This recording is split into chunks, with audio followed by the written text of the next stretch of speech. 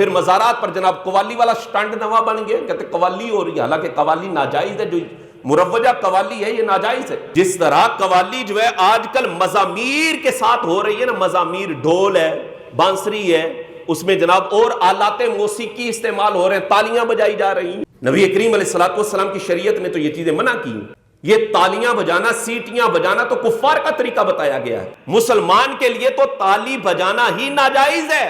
اور ہر قوالی کے اندر تالیاں بجانے والے اسپیشلی لوگ بیٹھے ہوتے ہیں جناب، بولا یہ قوالی ہو رہی ہے، قوالی نہیں ہو رہی، یہ موسیقی چل رہی ہے بھائی، یہ قوالی نہیں ہے، یہ ناجائز ہے۔ اب کوئی کہے جناب سلسلہ چشت کے جو بزرگ تھے وہ تو محفل سما کیا کرتے تھے، تو بھائی وہ محفل سما پتہ ہے کیسی ہوتی؟ تو خواجہ نظام الدین اولیاء کو پڑھیں نا، آپ کو پتہ چلے کہ ان کا محفل سما کرنا کیسا ہوتا تھا۔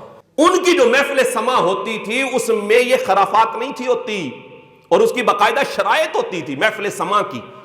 اور محفل سما کیا ہوتا تھا؟ اس میں آلات موسیقی نہیں ہوتے تھے، یہ مزامیر، یہ ڈھول ڈھمکا، یہ بانسری، یہ وہ جو اس طرح کر کے بجاتے ہیں، ہارمونیم وغیرہ شاید اسے کہتے ہیں، وہ پھر تالیاں بجانا، یہ نہیں تھا ہوتا۔ وہ پڑھنے والا جو ہوتا تھا وہ اشعار پڑھا کرتا تھا، اور پڑھنے والا بھی ایسا شخص ہوتا تھا جو با عمل ہوتا تھا، شریعت پر عمل کرنے والا ہوتا تھا۔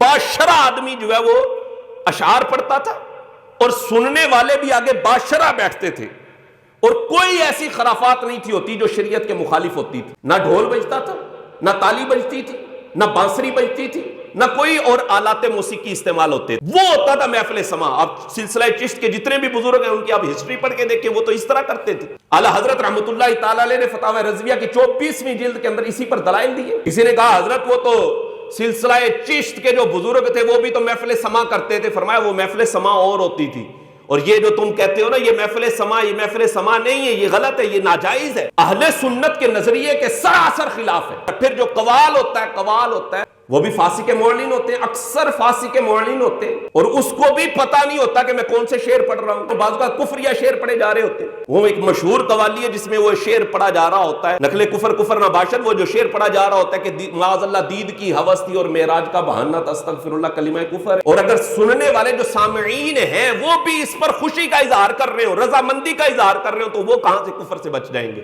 حکم کفر تو ان پہ بھی لگ جائے گا۔ یہ کیا تھا جناب؟ کیا محفل سما ہو، یہ جی قوالی ہو، یہ قوالی میں تواڈی قوالی ہو گئی ہے۔ اگر تم نے بھی اس کی ہاں میں ہاں ملائی ہے تو اپنے بھی نکاح دوبارہ پڑھو آؤ، کسے کو نہیں پڑھنے ہوں گے۔ اگر بندے نے کفر پر رضامندی کا اظہار کر دیا تو اگر شادی شدہ ہے اس کا نکاح ٹوٹ گیا، کیونکہ اس کی زبان سے کلمہ کفر نکل گیا۔ اگر کسی پیر صاحب کا مرید تھا تو بیعت ٹوٹ گئی ہے اس کی، تجدید نکاح، تجدید بیعت لازمی ہو جاتا ہے۔ اب یہ قوالی سننے گئے تھے، اپنی قوالی نکل گئی، اور اس طرح کے بڑے اشعار ہیں معاذ اللہ جو یہ لوگ قوال لوگ پڑھ رہے ہوتے ہیں، اور یہ کاروباری لوگ ہیں۔